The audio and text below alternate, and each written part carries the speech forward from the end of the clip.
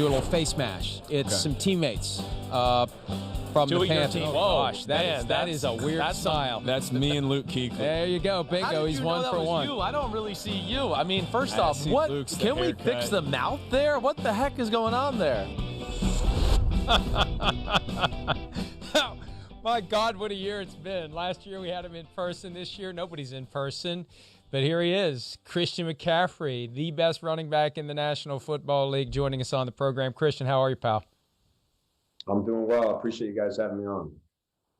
Well, we appreciate you making time for us. We know you're in high demand.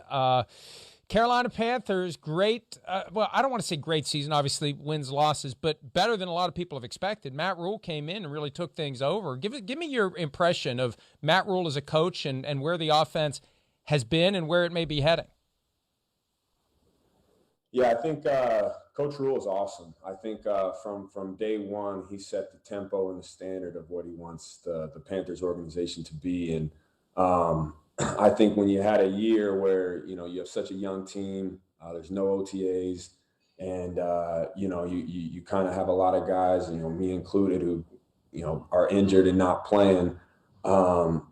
His ability to maintain that standard and to maintain focus was awesome for a first-year coach. And I know he doesn't look at himself as a first-year NFL coach because of the success he's had. But it was encouraging just kind of taking myself out of play for a little bit and watching from the outside to see the growth of our team, the growth of our young guys, and have young guys step up. And, not only that, but get better as the season goes on. I think it's a testament to Coach Rhule and his staff of the development that I got to see, just being able to watch. Obviously you don't want to watch, but being able to see guys like Jeremy Chin get better all year, guys like Derek Brown get better all year, and to see the hunger that even when we knew we weren't going to the playoffs, we had guys who never quit. And I think that's the sign of a good team when you're vets and when your young guys are there for the same reasons. And I think the sign of a true competitor is looking for a positive in every situation. And it sounds like you really embraced that opportunity to study the game from a different perspective. How helpful will that be to you when it's time to play again, having the opportunity to take a step back and just kind of absorb and study? Yeah, I think it'll be really helpful. Obviously it was tough, especially early on. And the hard part was kind of one after another, and I'm a guy who loves playing every snap of the game and, never missed the game until this year. And it was one of those things that, when it rains, it pours. So for me, I had to quickly learn to be patient and to find positives through negative situations. And being able to watch, especially in game, I think is when I learned the most, being able to see what the coaches are thinking, what guys respond to best, as a leader moving forward, how I can grow in that realm of the game. And, understanding just the flow of the game in general is something that I think I took and I've never gotten to do. So, I hope that and I think also it made me a lot hungrier, so to say. I think it took me out of my realm for a while to understand how much I love this game. You kind of get that 7-year-old football love back, when it's taken from you. So, I think ultimately this is something that might add another 3-4 years to my career.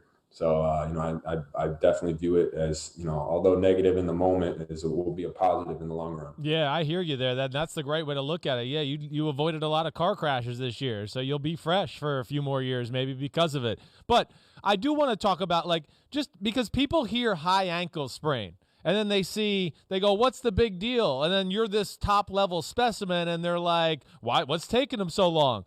Tell people a little bit, the struggles of dealing with the high ankle sprain and what it does to you at the running back position. Yeah, I think to start, the term high ankle sprain can mean 100 different things. Right. And, everyone wants to be a doctor when they find out about an injury. Obviously, I think it doesn't take, me saying this for people to understand that sometimes it's not always just what's out there. There's a lot more going on, and it might be a high ankle sprain. It also might be a couple other things that are wrong with it, but that's just kind of what you say to the media. And yeah, I'll be transparent. That's probably with every guy's injury in the league. So, I wanted to play every game, but physically, couldn't. And that's something for me that was hard when your mind's in one place and your body's in another. So, I came back in the Chiefs game and my ankle was still a little messed up. I had to tape it up a certain way, but at the end of the day, I was good enough to play.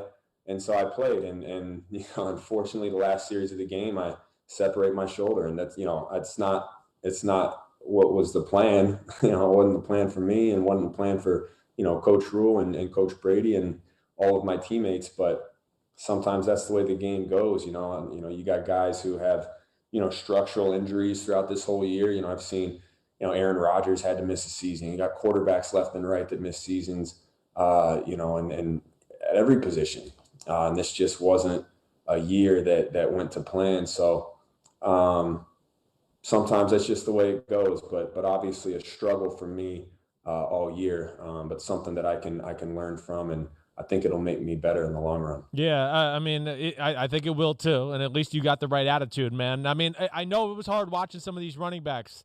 I want you to go break down 3 of them for me. Just the first thought that comes to your head. Derrick Henry, Dalvin Cook, Alvin Kamara. Like, what jumps out about those 3 guys that you'd like to have of their game and put it in your game? Oh, well, there's 100 different times. All throughout the day, I wish I was 6'4", All my brothers are taller than me, so then I could have that on them. No, but I think when you look at Derrick Henry's game, to be able to do what he does at such a high level, and obviously you see the big play highlights, but I love watching him. He has some of the best 2-3 yard runs in the game where he's breaking tackles in the backfield, stiff arming guys, and you see the highlights. But those to me are the runs that matter and keep your offense efficient. And obviously he's tall, but his ability to fall forward and not lose yards is something that makes him such a great back and keeps him in the efficiency realm. With Dalvin Cook, ever since I watched him in high school and obviously at Florida State, but his explosion and his ability to take, plays that might be 4 or 5 yards and make them into 60-yard touchdown runs. He has everything you want. He's fast, he's physical, he's quick, he has great balance. And I think with Kamara, he's a guy obviously in the division that I've been able to watch a lot. Right. And for me, selfishly, I try to watch him and take a lot of his game and put it into mine. There's different things that he does that, I try to do, or I'll try to rep in training, and just a fun guy to watch. I think anytime he has the ball in his hands, no matter what it looks like, you're kind of on the edge of your seat waiting for something to happen because he has that ability. So all 3 guys, different backs, but I think that's what makes, honestly, the running back position so special is there's so many different shapes and sizes and abilities, and it makes a coordinator's job fun of being able to find ways to get them the ball in the best situation. Your dad, Ed, was a great receiver. You're a great running back. Will you steer your own kids away from the running back position with all the physicality, as Chris says, the car crashes that the position entails? No. I think for me, I started playing running back when I was 7. My whole life I've been a running back because I wanted the ball. Back then, you're 7, the helmets don't even fit. Guys aren't throwing the ball very far, so they're handing it off, and I wanted the ball. So I think it's the most fun position. I think it's too. There's such a creative aspect to it. You have to. It's like an art form because it's never the same. The hole's never the same. The route is never the same. It's all reaction and eyes and using your ability to take what you see and make the most of it. And I think that's such a, I don't want to get artsy, but it is such a beautiful thing when that happens, because it's truly a flow form. Like I said, it's not just get the ball and cut left. There's so many moving parts that are happening in front of you, and being able to take what you see and react at minuscule seconds is such a cool thing. So, I definitely think it's one of the best positions in football. Yeah, I hear that. Now, I got to ask you, because you got to see both teams this year, the Super Bowl teams, Chiefs, Bucks, just, assessment of both defenses and what stood out to you about them.